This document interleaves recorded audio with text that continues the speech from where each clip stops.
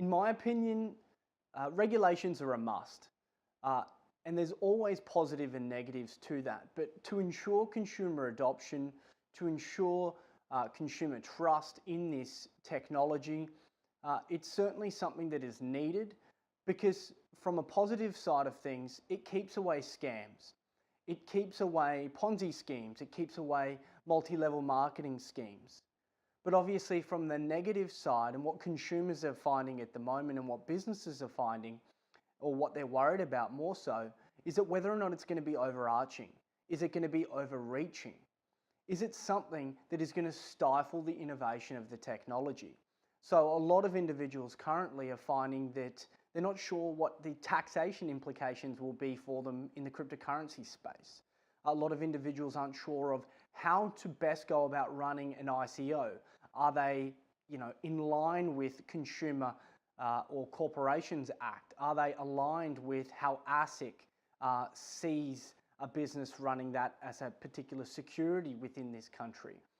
So as long as we get the education right leading up to regulatory body changes or new laws and adoption that must take place, we are very well placed here in Australia to ensure that the marketplace and the technology thrives.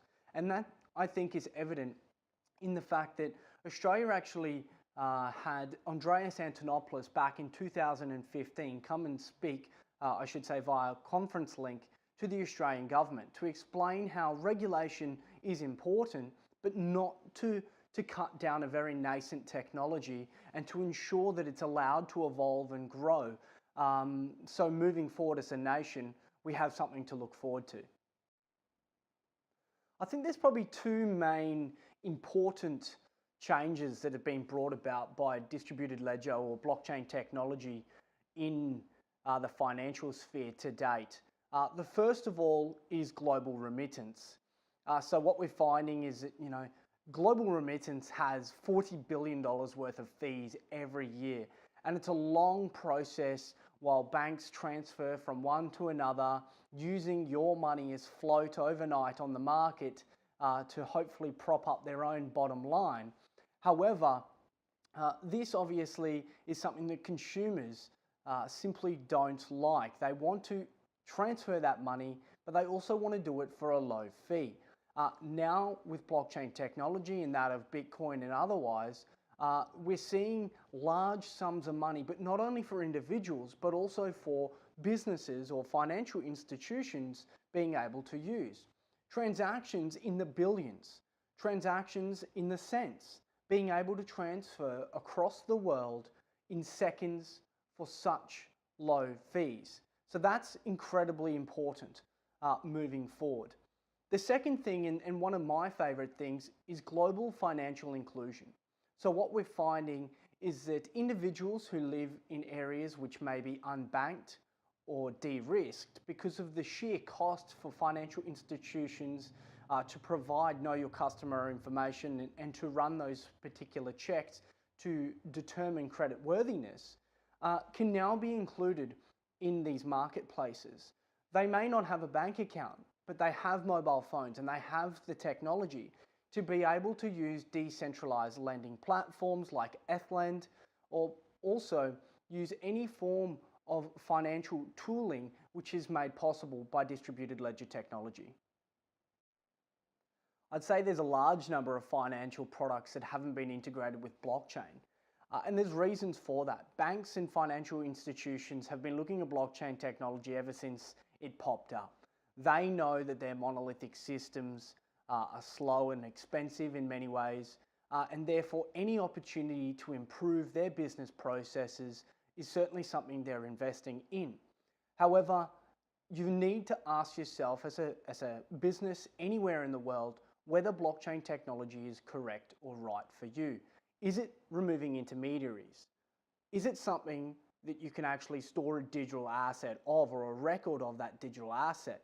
Because if it's not one of those two things, moving forward, you'll actually find that a blockchain possibly isn't the best solution for you because they're inherently slow, or you might not actually have a trust problem that needs to be solved.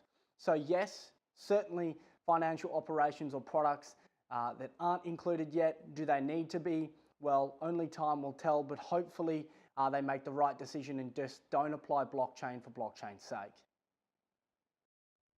The cryptocurrency regulations that we're seeing is no different to that of a financial institution, even a car dealership, and their reporting obligations to AUSTRAC.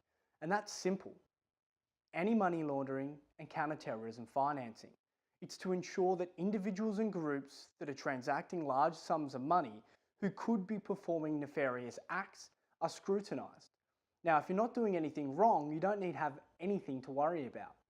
However, individuals are finding that the premise of the original vision of Satoshi Nakamoto and distributed ledger technology is being stepped on by such regulations, because it stops them being able to be anonymous online and to be able to use services like Living Room of Satoshi to pay bills, to get the money from crypto back to fiat, or to even pay the ATO. So I think what we'll find is that it will slow down adoption for some period of time because individuals feel like that trust barrier is not there, that they're being scrutinized, they're being looked at as, individual parties that aren't conducting, fair business. However, it is something that was always going to happen as a nation, and every other country across the world is doing the exact same thing. So it is part and parcel of the industry we're in. And so far, so good. All these exchanges from CoinSpot, CoinJar, Independent Reserve, BTC Markets are all complying, they're all signing up, and they're all doing their due diligence as a part of this process. And hopefully we'll have a thriving economy to go with it into the future.